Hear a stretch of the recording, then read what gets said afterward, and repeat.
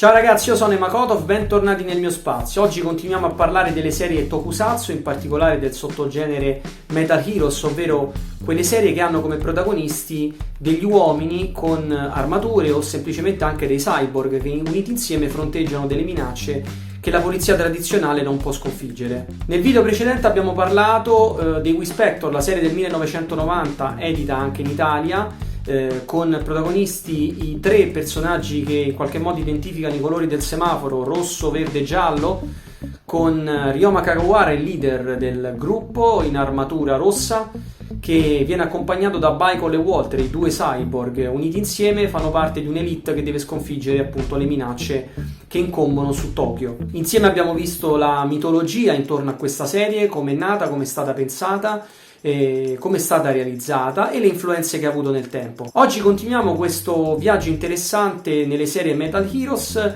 ma lo facciamo soprattutto concentrandoci su quegli show che non sono mai stati editati in Italia e probabilmente alcuni di questi anche in altri paesi non li hanno mai visti. Quindi se volete rimanere con me a godervi questo viaggio, vi farò conoscere qualche personaggio un po' stravagante ma comunque interessante da recuperare. La serie di oggi si chiama Blue SWAT.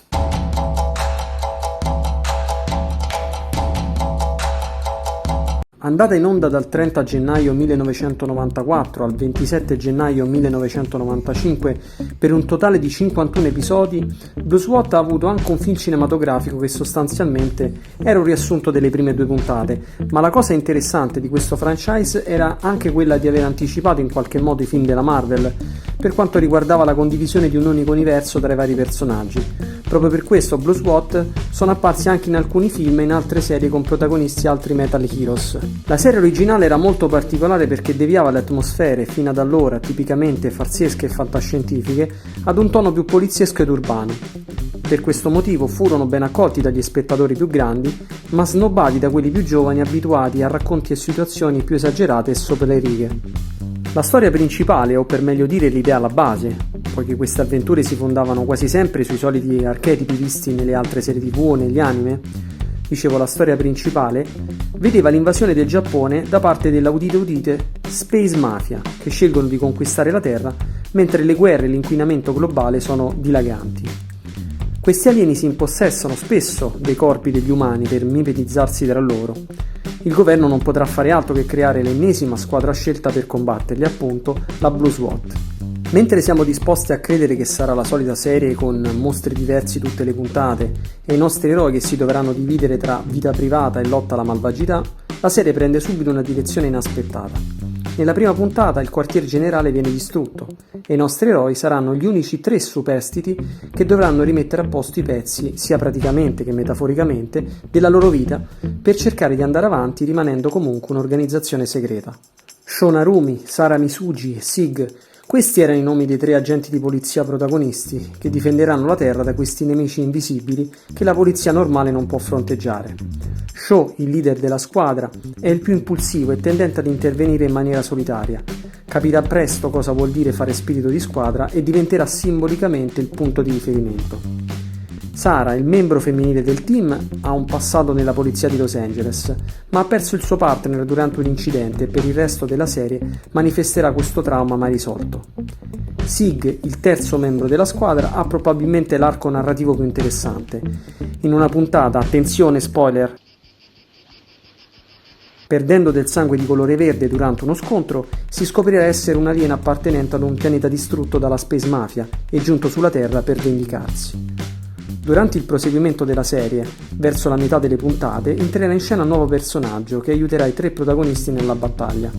Un alieno di nome Golden Platinum, che arriverà sulla Terra sfruttando un portale spazio-temporale e si unirà ai tre protagonisti nella battaglia contro la Space Mafia. Anche se potrebbero ricordare i Daft Punk, già che ci siamo gli facciamo un omaggio velato. Lo stile dei tre protagonisti, come potete notare, è molto sobrio rispetto alle tute viste in altre serie analoghe. Non sono particolarmente elaborate, praticamente risparmiavano sul metallo per costruirle, ma sono essenziali e funzionali per entrare in azione in contesti urbani. In poche parole hanno preso l'elmetto e il busto di Giban, la serie poliziesca andata in onda qualche anno prima, e il resto era una blanda tuta militare che richiamasse l'atmosfera più realistica possibile, come se alieni e mostri mutaforma non fossero già abbastanza il limite. In qualche modo si sente anche l'influenza dell'opera di Masamune Shirow, Appleseed, pubblicato nel 1985, e in particolare il personaggio di Brieros. Le armi e i veicoli a loro disposizione sopperivano ad eventuali mancanze nelle uniformi. Il loro arsenale e il comparto mezzi era veramente invidiabile.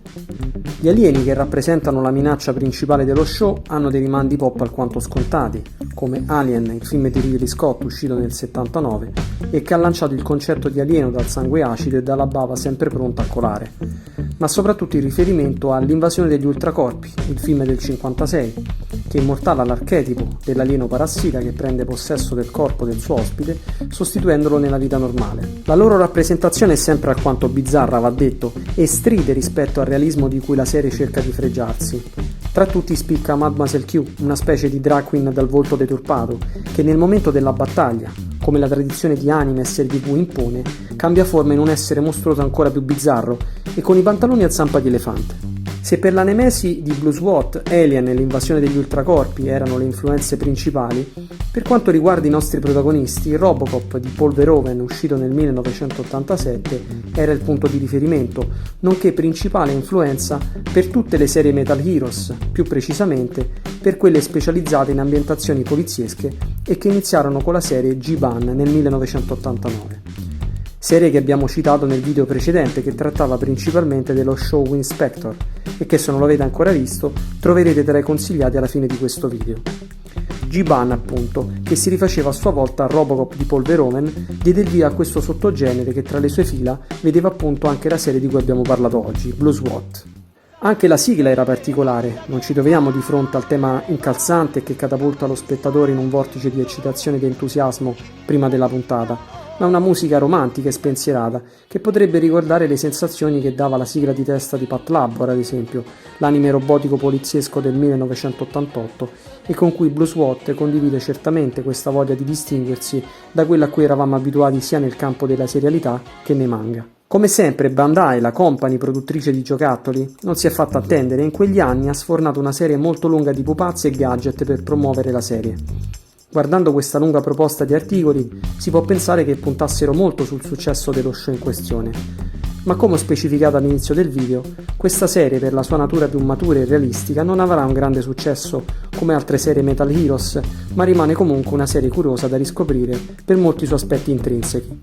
Allora, eccoci nuovamente qui, spero che il video vi sia piaciuto. Se ciò fosse, lasciate un like, come si suol dire, o se volete lasciare traccia di un vostro passaggio in maniera più significativa, c'è la sezione dei commenti dove possiamo appunto discorrere sia sulla serie di cui abbiamo parlato poc'anzi o magari di quello che volete voi, non c'è problema. Se non avete visto il video di Winspector, ve lo metto qui a sinistra così potete cliccarlo e vederlo direttamente. Iscrivetevi al canale se non l'avete ancora fatto, perché, come dico sempre, è un incentivo in più per realizzare nuovi video e per parlarvi sempre delle cose che mi appassionano. E ci rivediamo sempre qui, alla prossima, ciao ciao ciao!